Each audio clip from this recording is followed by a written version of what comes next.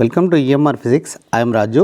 11th Physics Unit 2 Kinematics la book back problems la problem number 15 பார்க்கலாம். If Earth completes one revolution in 24 hours, what is the angular displacement made by the Earth in 1 hour? Express your answer in both radian and degree. இதான் நமக்கு கொடுத்துருக்க problem. இந்த ப்ராப்ளத்தில் என்ன சொல்லியிருக்காங்க அப்படின்னா, earth வந்து ஒரு ரெவல்யூஷன், அதாவது ஒரு சுற்றி வர்றதுக்கு 24 ஹவர்ஸ் ஆகுது அப்படின்னா அதனுடைய ஆங்குலர் டிஸ்பிளேஸ்மெண்ட் 1 ஹவரில் எவ்வளவு அப்படின்னு கேட்டிருக்காங்க. அதுக்கப்புறம் இந்த ஆங்குலர் டிஸ்பிளேஸ்மெண்ட்டை ரேடியன்கிற யூனிட்லேயும் டிகிரிங்கிற யூனிட்லேயும் எக்ஸ்ப்ரெஸ் பண்ண சொல்லியிருக்காங்க. இது ஒரு ஈஸியான problem.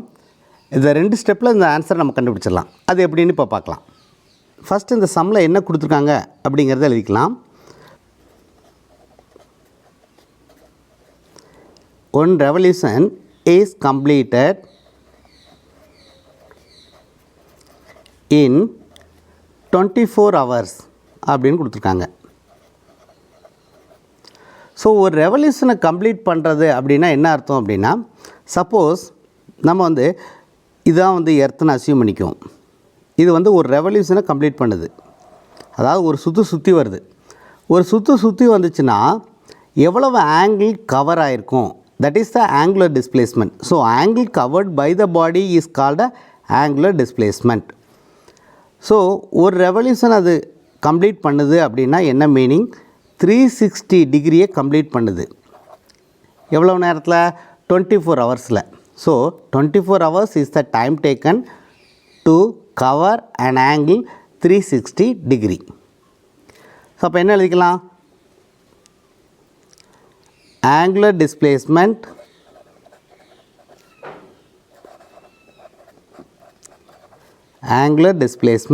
that is nothing but the angle covered by the earth in 24 hours. Angular displacement in 24 hours is equal to how much, 360 degree. நமக்கு என்ன கேட்டிருக்காங்க, what is the angular displacement in 1 hour? Angular displacement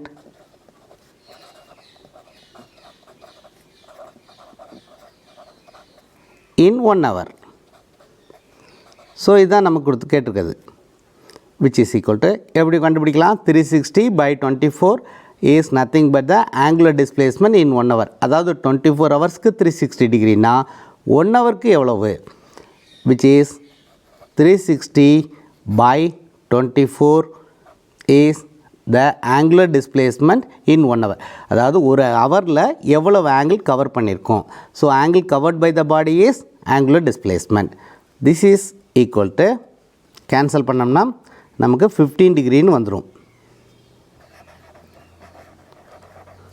okay, so now இதை first answer கண்டுபிடிச்சாச்சு. அதாவது angular displacement இன் 1 hour டிகிரியில் நம்ம கண்டுபிடிச்சிருக்கோம். இப்போ டிகிரியில் கண்டுபிடிச்ச இந்த ஆன்சரை ரேடியன்லேயும் நம்ம கண்டுபிடிக்கணும். அதுக்கு என்ன பண்ணணும் அப்படின்னா, we know the relation 180 degree is equal to pi radian.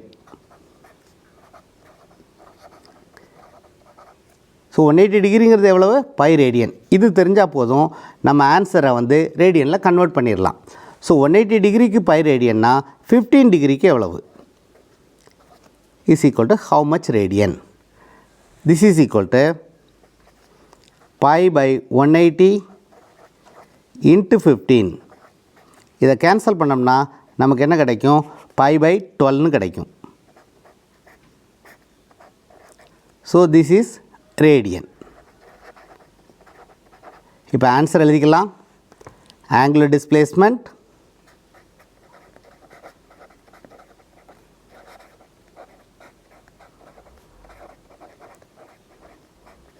in 1 hour is equal to, first நம்ம கண்டுபிடிச்சது டிகிரியில் கண்டுபிடிச்சோம் 15 degree, which is also equal to ரேடியனில் pi by 12 radian. So this is the answer for the given problem.